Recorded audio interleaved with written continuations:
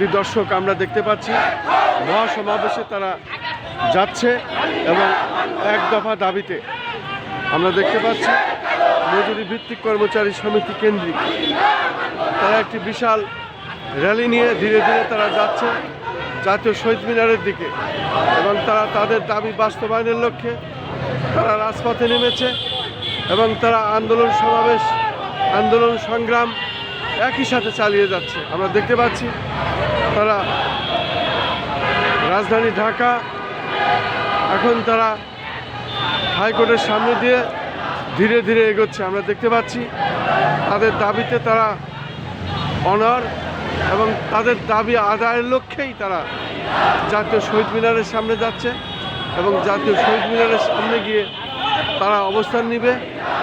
আমরা দেখতে পাচ্ছি তাদের বিশাল একটি র্যালি ধীরে ধীরে আসছে।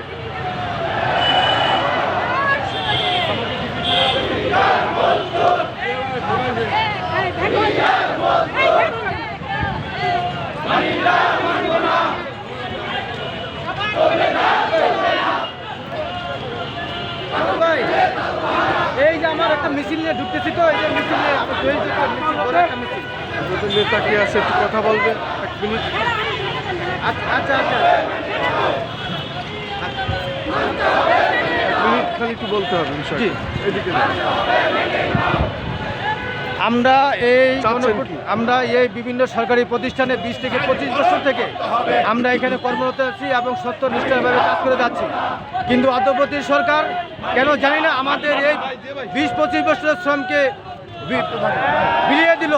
আমাদের এখন সাময়িক শ্রমিকের পরিবর্তন জারি করছে। আমরা তো সাময়িক শ্রমিক না, আমরা সাময়িক শ্রমিক পরিবর্তন 20 বছর আগে আমরা এই কর্মসংস্থান আমরা যোগদান করি বিভিন্ন মন্ত্রণালয় সরকারি প্রতিষ্ঠানে এবং আমরা সরকারি প্রতিষ্ঠানে সুনামের সহিত কাজ করে যাচ্ছি। কিন্তু আমাদের দাবি আমাদের 25-এর কালো আইন বাতিল করতে হবে এবং আমাদের চাকরির নিশ্চয়তা আমাদেরকে প্রদান করতে হবে। এটা আমাদের প্রধান উপদেষ্টার কাছে আমাদের দাবি। আপনারা কেন না বুঝে না শুনে আমাদেরকে সাময়িক শ্রমিকে অন্তর্ভুক্ত করলেন, সেটার আমরা জবাব চাই অর্থ মন্ত্রণালয় কর্তৃপক্ষের কাছে। কোন ডিপার্টমেন্ট আপনারা? আমরা সারা বাংলাদেশের সরকারি গণপূর্ত আছে, এলজিডি আছে, আমরা গণপূর্ত অধিদপ্তর থেকে। এখন আপনারা কোথায় যাচ্ছেন? আমরা এখন শহীদ মিনারে, জাতীয় কেন্দ্রীয় শহীদ মিনারে যাচ্ছি। আমাদের সারা বাংলাদেশ সরকারি প্রতিষ্ঠানের যত কর্মচারী আছে দৈনিক ভিত্তিক সবাই আমরা মহাসমাবেশের জন্য আমরা সেখানে যাচ্ছি। আচ্ছা, আপনার নাম কি? আমার নাম মোহাম্মদ জিয়াউর রহমান, আমি শেরে বাংলা নগরে থাকি। কিসের চাকরি করেন? আমি গণপূর্তে চাকরি করি। আপনাকে অনেক অনেক ধন্যবাদ এই সংক্ষিপ্ত